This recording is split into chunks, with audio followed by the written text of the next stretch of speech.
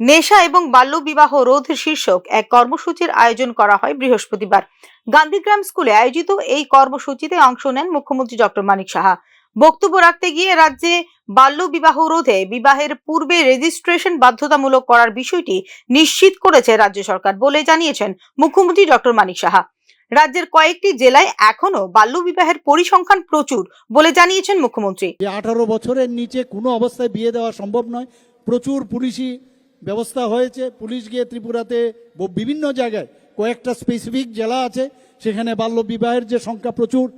আমি এ নিয়ে প্রচুর বৈঠক করেছি, আমি ডিস্ট্রিক্টেও বৈঠক করেছি, আমাদের সেক্রেটারিয়েটেও আমি বৈঠক করেছি।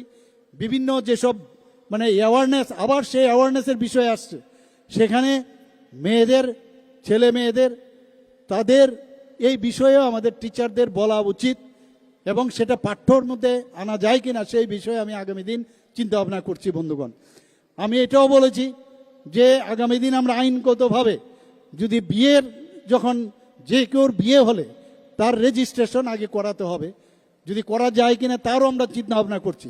যখন রেজিস্ট্রেশন করতে হবে তারপর সামাজিক বিয়ে হবে। সামাজিক বিয়ে যদি হয় রেজিস্ট্রেশনের সময় তার বার্থ সার্টিফিকেট আমরা দেখে নেব এবং 21 বছরের নিচে ছেলে যাতে না হয় সেই ধরনের আমাদের চিন্তা ভাবনা আছে। এবং যেহেতু চিন্তা ভাবনা আছে, নিশ্চিত আমি আগামী দিন সেইগুলো আমরা করব। রাজ্যে বাইরে থেকে আসে ড্রাগস, এর সঙ্গে জড়িত স্থানীয়রাও এনডিপিএস আইনে নেওয়া হচ্ছে পদক্ষেপও, কিন্তু এই ক্ষেত্রে চাই জনসচেতনতা, জানিয়েছেন মুখ্যমন্ত্রী ডক্টর মানিক সাহা। এই দুটো রাস্তা দিয়ে ত্রিপুরাতে ড্রাগস বাইরের থেকে আসে এবং সেগুলো অন্য যে আমাদের নাইবারিং কান্ট্রি সেখানে পাচারের জন্য সেগুলোর যাতে অর্থ উপার্জন করা যায়, অর্থের বিনিময়ে এই কাজগুলো যারা এই ড্রাগ ব্যবসার সাথে জড়িত, বাইরের ওরা তো আছেই, ত্রিপুরারও বহু লোক এর সাথে যুক্ত।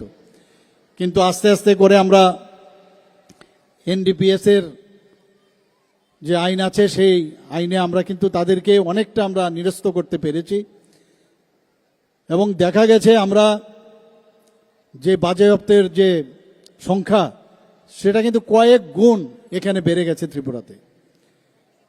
এবং এনডিপিএসেরও যে অ্যারেস্ট হয়েছে তারও এবং তাদের সাজাও কিন্তু প্রচুর হচ্ছে এবং এটাকে মনিটর করছি আমরা।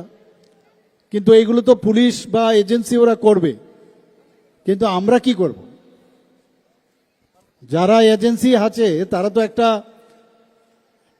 নগণ্য একটা সংখ্যা, কিন্তু যারা আজকে অ্যাওয়ারনেসের জন্য আমরা কথা বলছি, এখানে যারা স্টুডেন্টরা আছে তাদের জন্য খুব প্রয়োজন। ত্রিপুরায় বাল্য বিবাহ এখনো একটি গুরুতর উদ্বেগের বিষয়। বাল্য বিবাহের ক্ষেত্রে বর্তমানে দেশে তৃতীয় স্থানে রয়েছে ত্রিপুরা। ত্রিপুরায় বাল্য বিবাহের হার 40.1%, যেখানে এর জাতীয় গড় 23.3%। বাল্য বিবাহের ক্ষেত্রে 41.6% হার নিয়ে প্রথম সারিতে রয়েছে পশ্চিমবঙ্গ। এক্ষেত্রে 40.8% হার নিয়ে দ্বিতীয় স্থানে রয়েছে বিহার। বাল্য বিবাহ বন্ধের প্রচেষ্টা সত্ত্বেও নেশা এবং এইডস এর মতো বাল্য বিবাহ একটি চ্যালেঞ্জ ত্রিপুরার মতো রাজ্যগুলির জন্য। Bureau report, news now.